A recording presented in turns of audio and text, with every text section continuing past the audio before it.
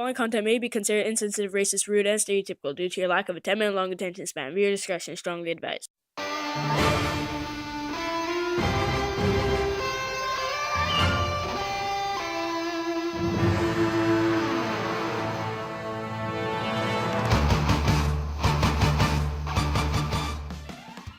Hello, teachers, students, and savages. And if by coincidence there's someone else in the room who is not a teacher or a student, don't worry, you're not a savage. Well, I mean, depends who you are. Anyways, welcome to my little crash course on Canadian poverty. Kinda. You see, it's very crucial you listen to every single word and every sentence.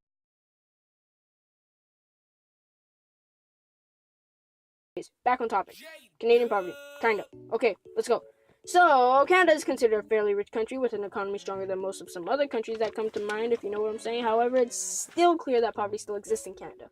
Thank God our government is so kind to give us welfare so we can reduce that poverty number. Am I right? I'm wrong. Yeah, that's right. I just question whether welfare is a good thing or not. Sue me! Actually, don't. Let me prove to you why I'm questioning welfare right now. But first, for all you ignorant Igors out there, let me explain what welfare, what I would sometimes refer to as the social income assistance programs of Canada, really is. So, welfare, or the social income assistance programs of Canada, in a nutshell, is basically a way for the government to assist their low-income population.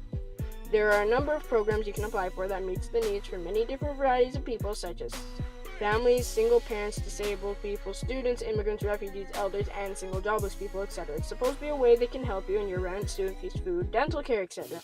Sometimes you're provided with a home that has bills worth next to nothing. Seems pretty awesome, right? This will help a lot of people get back on their feet, and it really does help many people all over the nation. But how effective is it in terms of reducing the poverty rate? Well, let's look at some stats, shall we? In 2005, the poverty rate, meaning Canadians considered low income in Canada, was at 1.6 million people, or about 5% of the population. 2009, this number increased by about 200,000 Canadians. Remember, this is Canadian citizens only. If you include all people in Canada, that number increases by about 2 million. In other words, 1 in 10 people in Canada were considered low income. So why is the number increasing? Shouldn't welfare be reducing that number? Wrong! Welfare is making an impact, alright. It's the oil on the fire. It is contributing to the growing poverty rate in a number of different ways. Let's get the big one out of the way. Dependency. The state of being dependent, relying on someone else for aid and support. Yeah, haven't heard that one before. I'm looking at you, Sven. Get your own carrots. Relying on Christoph to get you your carrots and stuff, stupid deer. Anyways, what am I getting at here? Well, let me tell you a little story.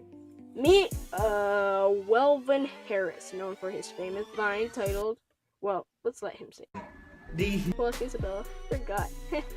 Don't search him up, please. Anyways, let's say Mr. Welvin here drops out of high school, right? Now his lack of a complete education makes it hard for him to get a job despite his bad position that doesn't stop his hormones from running, if you know what I'm saying. Wink, wink, nudge, nudge, bow, chicka, bow, wow. However, let's just say his cool personality and his openness to teachers causes him to get a girlfriend who he later gets married to and has a child with. Meet the next Vine. Since Welvin has 3 mouths to feed and no job, his parents won't want him bothering them anymore, and he'll have to find a way to feed his family. Welfare. They'll provide him with a house and money for food. Now that Welvin's family is finally being fed, he's comfortable, he can relax a bit now, and the longer things go without any problems, the less he worries and looks for a job. Soon he stops completely knowing his family will be okay, and he starts to develop a sense of dependency on the government's funding. Now he can enjoy his life with no worries. Pretty sweet deal, and you can't blame him for sticking with it.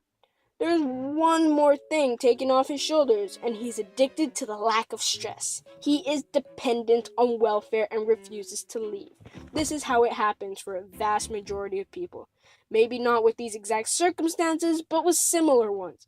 It is the fact that out of those 1.6 million Canadians on welfare in 2005, 77.8% of them made it onto that 2009 list of people on welfare, meaning only 22.2% were able to make it back on their feet within that 4 years.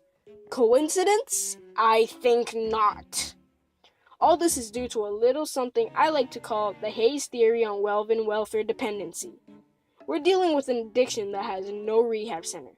Think I'm over-exaggerating? Listen to this. $6.6 billion are taken from taxes to invest into welfare. 13.3% of that money goes to single people considered employable. 43% of those people under the age of 35.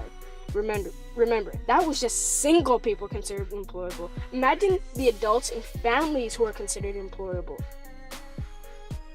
All those people sucked into a wormhole, circumstantial satisfaction, causing them to be stress-free and dependent on the government. And you can't blame them. But that's only one theory. What else can we look at? Now, I need you all to not jump the gun and keep your criticisms of this point to yourself and listen carefully for now. I'm watching you, Robin. Okay, let's continue. Word on these advantages has made it across the ocean. How? I'll tell you in just a minute. But first, let's go back to story time. Meet Guadalupe from the little island of Guadalupe. Guadalupe lives in a tiny village known as Guadalupe. Bad joke, I know. Right, okay. Guadalupe's family works on a little farm and barely earn enough to live comfortably. Guadalupe migrates to Vancouver and looks for a job. Due to his lack of a formal education, nobody hires him. He gets kicked out of his house and ends up homeless until he meets a friend from his country. They converse, and this friend offers him a place to stay, but also tells him that he should go on welfare so he can feed himself. After his application makes it through, Guadalupe starts receiving $675 a month. Not that much to live in Canada, but enough to get around. So Guadalupe goes back to Guadalupe, to his village of Guadalupesa, and his family, so proud of him, decide to go to Canada with him too. Why? Because welfare offers you more money for more people. And the mentality here is, the country is so rich, the government pays you.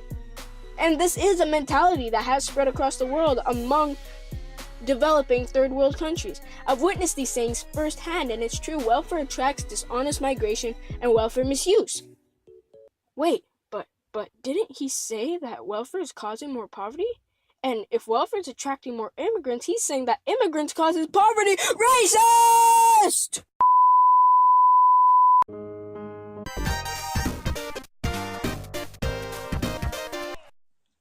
Again, no racism here. I have facts. Let's go over the numbers, shall we? In the last 10 years, migration to Canada has been huge, with Canada taking in an average of 250,000 immigrants per year. Of those, 14% with a university degree are unemployed, the other 86% being the roadblock between people like WELVEN and a job. 17.3% of immigrants with high school diplomas also end up underpaid or jobless. Doesn't seem like much, but listen to this. 86% of low-income immigrants turn to welfare for support. A few of you gasp silently, while the vast majority don't care. However, the great minds of the audience ask, but Daryl, how many of the 250,000 are considered low-income? To that I say, drum roll please.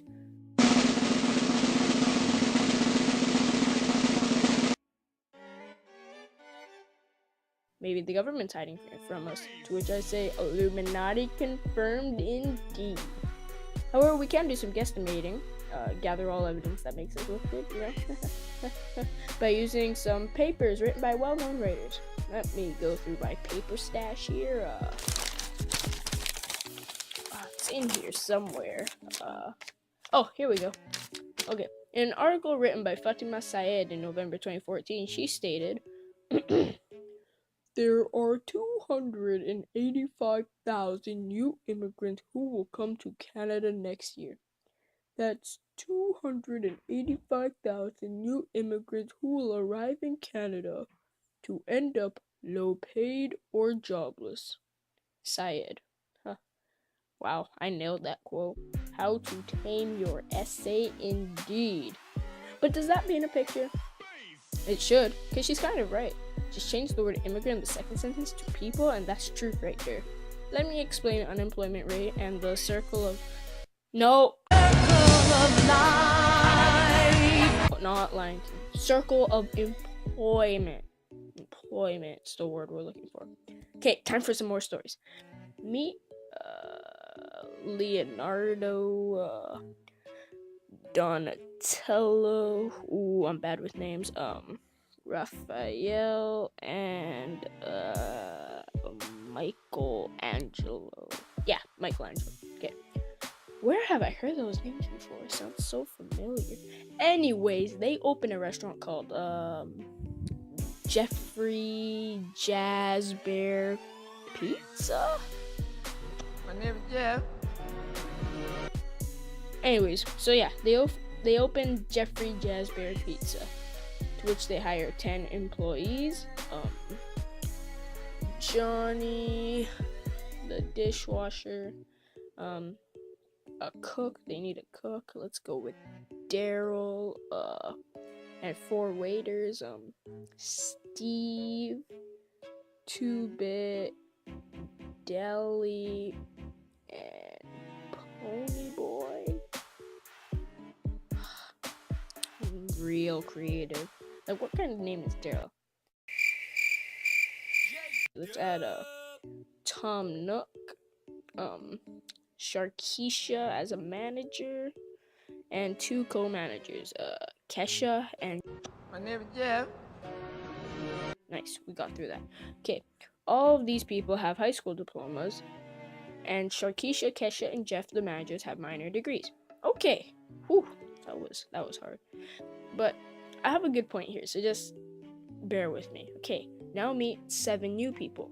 Dante, Jack, Kwajo, Mohammed, Tim, Keisuke, and Clint. Okay, now 6 months into the restaurant's opening, these 7 guys who I've just named bring their resumes. Dante has a culinary arts degree, so Daryl, you're fired. Bye.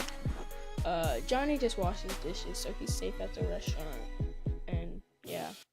Wait, he's washing dishes? Yo, guys, come on. Really, man? Really? Johnny, oh, poor boy, gone through so much. The burning building, breaking his back. He died. Oh, poor Johnny. Poor Johnny, boy. Why do you guys hate that boy? Oh, poor Johnny. His parents don't even love him. Oh, Johnny, poor Johnny. Now, Keisuke, Kwajo, and Jack all have major degrees in human relations and business management, so bye Keisha, bye Jeff, and get demoted Sharkeisha.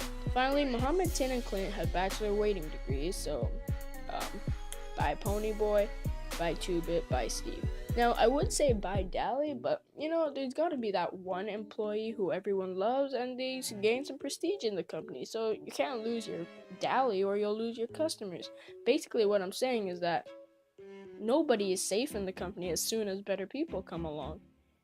Really, the only ones who are going to be left over after there's better people who come to take their jobs are the little garbage boy who barely gets paid, the demoted manager who they're going to use to fire the other people only to demote her, so they're probably going to force her to quit because she got a degree, she can get a job, right?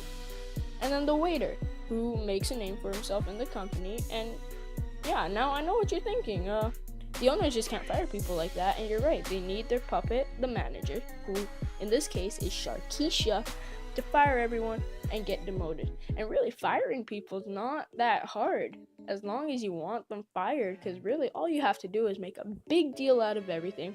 That'll force them to quit or force them to do something that gets them fired. All for some fresh, educated blood. It's that simple. And just like that, 7 immigrants take away 7 jobs from 7 people. 7 unwealthy citizens. Again, it's not their fault for staying through school and going where the opportunity is. That's the point, right? Work hard and get the lazies fired for not going to post-secondary, as the saying has it. Right. Point is, they did what they had to do to get their jobs. Now, they're living fine. The other people who didn't have enough education got fired. That's how the world works. And, I've been talking for like 200.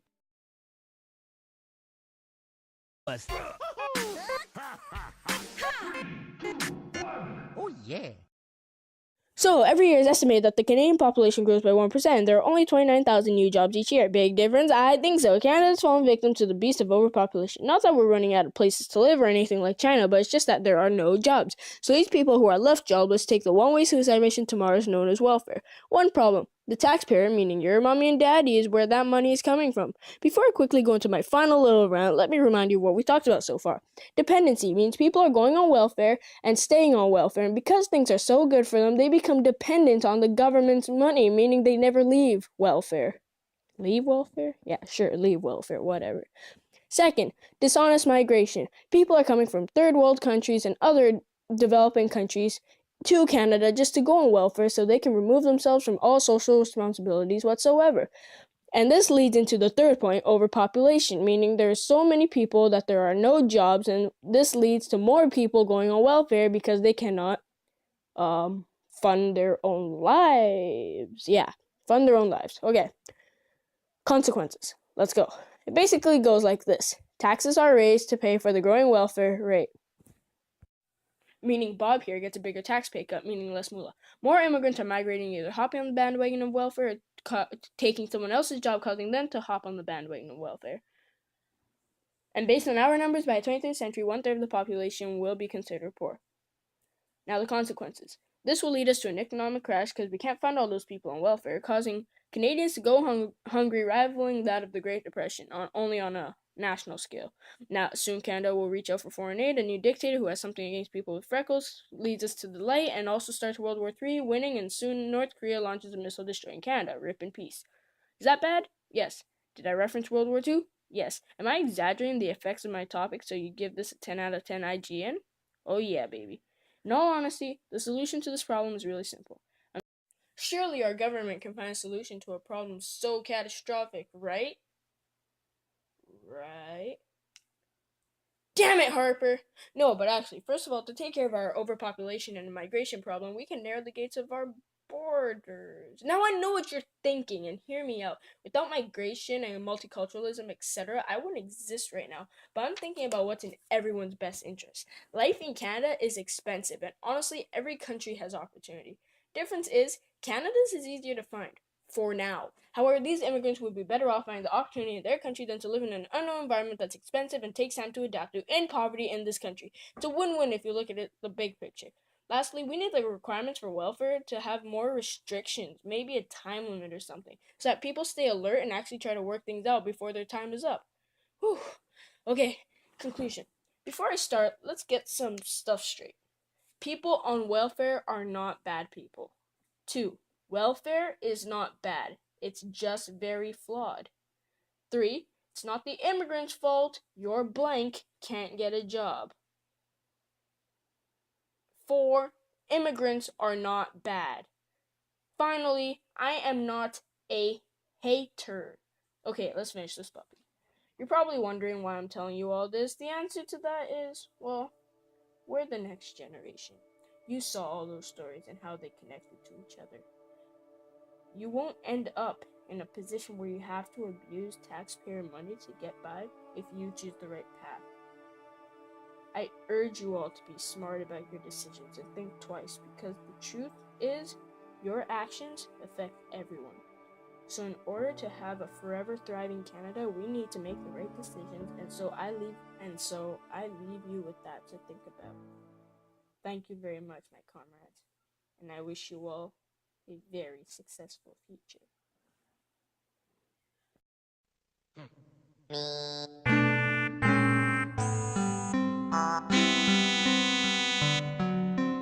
See, I don't want to play a really depressing song for my outro because I really want to rep for some Donkey Kong Country Returns right now. So let's rewind. Let's hype this up a bit. Thank you very much, my homies, for watching. Insert like, comment, subscribe phrase right here, and I hope you learned something about Canadian poverty. Who am I kidding? You weren't listening. Anyways, peace!